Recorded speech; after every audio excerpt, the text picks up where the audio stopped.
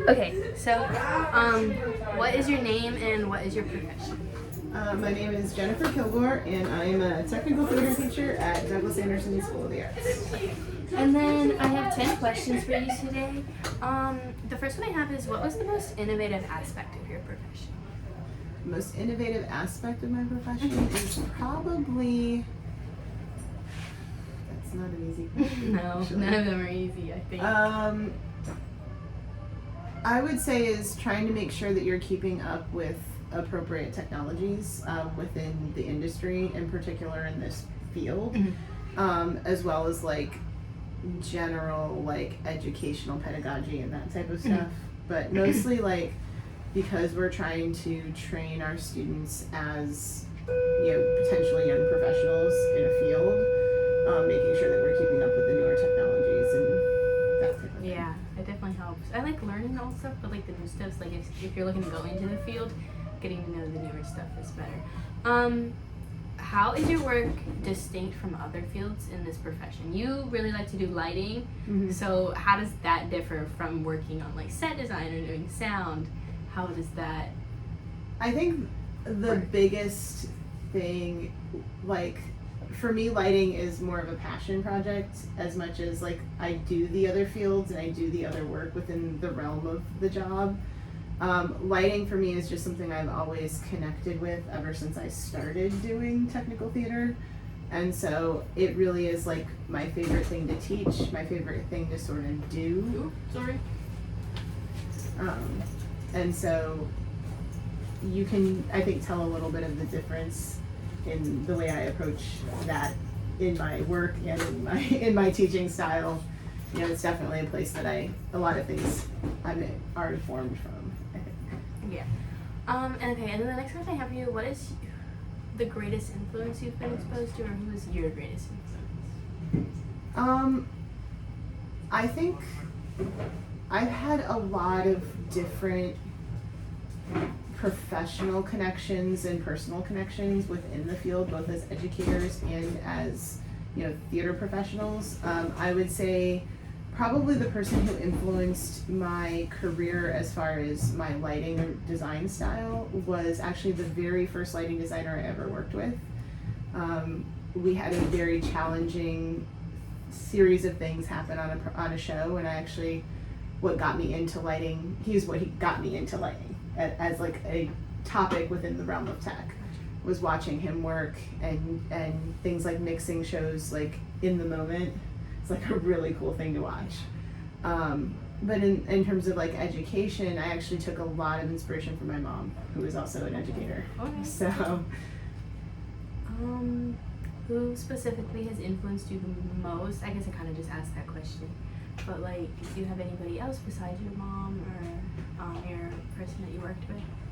I would also say that my grad mentor also really influenced my teaching style. In part because he wanted us to explore different ideas and try new things and realize that the space that we're working in is a place to experiment and a place that, I would rather, I think I've said this a couple of times like to you guys as students, but like I would rather see a magnificent failure where you took a risk when you we're going after an idea or a project, than see you play it safe and do something that's kind of like, nah, that's good. Yeah. So. Yeah, I really like that opportunity that we have here, like doing like lighting, like my lamp project. When I got to do that, that was something cool. Just like when I first started here, where we were learning, I forgot what they were called, but the push sticks. Oh yeah, push sticks with the jigsaw. That was scary, but it was like, it wasn't a failure for me. I feel like I had fun with it, but it's still like, pushed us to do something like that. Yeah. Okay, the next question I have for you, what major roles have you been able to play in the growth of like teaching or just doing lighting? And I know you do lighting outside of here too. What is like a major role you've been able to play as like the growth of lighting in the school kind of, but also like outside of here, or for yourself basically? I think really the biggest thing that I've been able to do with lighting is I've had lots of opportunities to work with like major professionals outside of DA, but in the industry. As far as I've gotten to do lights specifically for like Paul Taylor, I got to go and do like even a couple of years ago I got to design for the Indigo Girls when they were in town. Ooh, okay. And because the symphony they were working with the symphony, and the symphony hired me to design with them. But I've gotten to do a lot of different smaller projects with dance companies in particular. But really, I just enjoy going out there and just having chances to work with a variety of age groups. Like I do shows for Apex in the summers, so like those projects, like we always do one that's called the Penguin Project, and the Penguin Project shows they pair up developmentally disabled or handicapped kids with fully abled kids, and they do a production. Okay. And so you might have an actress who's autistic playing a lead role, or a young kid who may be in a wheelchair, and they're paired up with these older able-bodied students as supports, but the kids also do get to do the performances. And it's like, it's one of the simplest projects that I get to do, but it's one of the most rewarding because it's really getting a chance to see those kids have an opportunity to just enjoy the idea of performing. Yeah.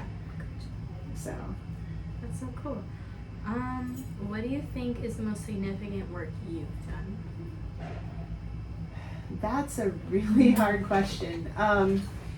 I'd say one of the most fulfilling projects that I've done actually was our most recent show. Okay. Like, was really working on Hadestown. Yeah, the show was amazing. There was, as much as there were serious challenges with it, there was something truly special about where that show landed, I think, for all of us who were working on it. Like, it was just this beautiful, like, everything worked together in a really lovely way.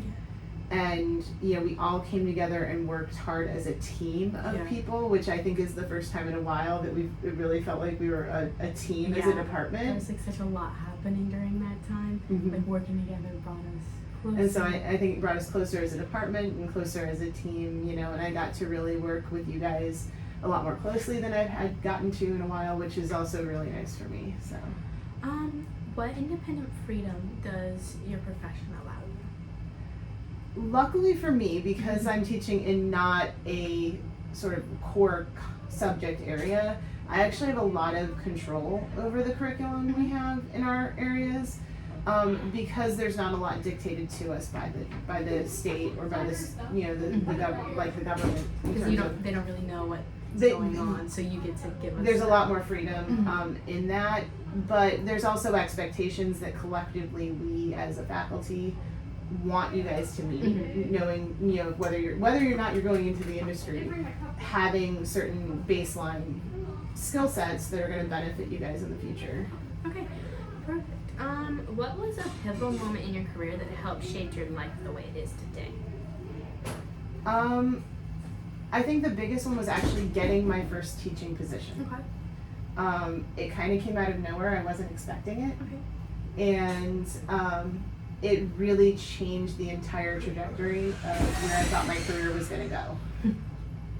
I had been freelancing for 2 years at that point, and my husband had just taken a full-time job, and it was before we had gotten married, but he had just taken a full-time job, and I was doing some summer stock work, and out of nowhere, in the middle of doing 3 shows for them, they offered me a full-time teaching position in their college program. Where did you start teaching? It was Stevens College in Columbia, Missouri. Oh, okay.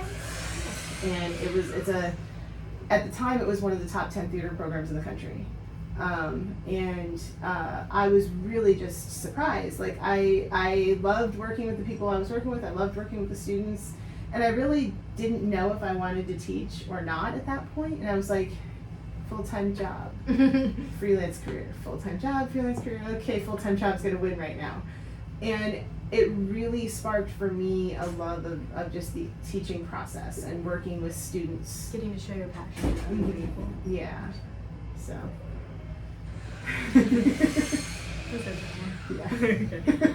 What is one piece of advice you wish you received earlier in life? Don't take things so personal.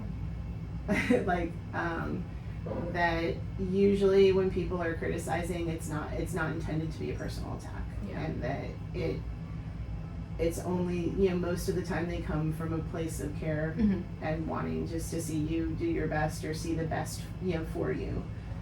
So not to take it as an attack. Mm-hmm. I've definitely seen you grow with that over the 4 years of going to school here. Because it's always been hard, I feel like, for you, but you've definitely like grown with that aspect, especially for Hadestown. It was so good just because you worked better. I feel like you've got to really work with Kemper this time instead of just being like there for him to be like, why are you doing that? Like, does that make sense? Like, no, I get you got it. like a hand in it. Yeah. So it was really good to see that, like, this show, and see you not being pushed by these people Being you pushed got to around. work with. Yeah. And then I have one more question for you. How do you see your job and the industry you work in evolving? I think a lot of the evolution of education is going to depend on where you are and what you're teaching. I think depending on what part of the country you're in, you know, I really wish and hope that educators can, you know, are trusted to understand what their students need and to be able to differentiate curriculum appropriately and be able to teach appropriately. I'm fearful to some extent that that's not going to happen. But I think, you know, one of the things that we have here particularly is a really strong group of teachers that want to advocate for our students and for your best interest. But I also think, you know, the hope is that we can continue to do things like hold you all to professional standards. And like, I think what makes DA so great and why we do so well for example, the Applause Awards, and why we always are doing so well is because, and Kemper and I actually were having this conversation yesterday, is that we do not reduce our standards for what we expect on our productions. Like, we don't say, oh, they're high school kids, we shouldn't expect the same thing we might from a professional show. You guys are completely capable of that. And you always put like the most capable people you think you have on the show. And we try to make sure, but we also try to hold you guys to that level of standard and push you to meet the standard as opposed to reducing the standard to meet the level that you're at. Is we try to push you to elevate yourselves. And it's also part of it, I think, too, is allowing students the ability and the time to have problem solving and troubleshooting skills, because I think that was one of the great things about how Hadestown came about, was that we didn't always step in and solve the problem for you. We let you guys have time to figure it out for yourselves too, or figure it out alongside us, rather than say, here's the solution. It was, okay, we're having this problem. What do you think we should do next? And I think that gives you guys a great opportunity for growth, and it's a great set of skills to have regardless of your industry. So, you know, hopefully that those skills will help you moving forward. So yeah, definitely working on Hadestown. I think we had road bumps, but we got it done and it looked really good. Especially looking at it compared to other high schools that are doing Hadestown since it just got released, so everybody's trying to do it. I think I might be biased because I always love our musicals when we do them, but I feel like it's been like the best one that I've seen. We had a working turntable, we had walls that split, we had orchestra on stage.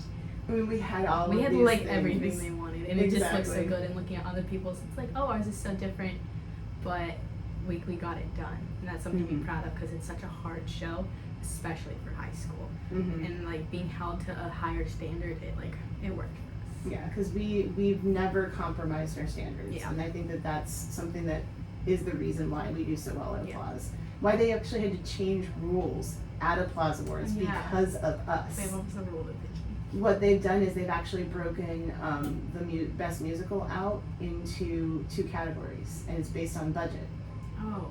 Wait, So we're actually going to have, our shows are both going to be up for Best Picture or Best Musical, but they're in 2 different categories. Oh, what kind of? So it's like a budget of I think it's 15,000 or higher, a budget of 15,000 or less. That was a thing. Yeah, they changed it this year. Okay. So Hadestown would be in the higher budget range, and then I think Next to Normal is going to be in the lower budget range. And it's also like percentage of the show that's like purchased or rented versus Mhm. the percentage that's fabricated. Gosh. And we fabricated like 90% of our show. Almost all of it. Like, and that is almost unheard of at the high school level, to fabricate as much as we do. Like one of the only things we bought was the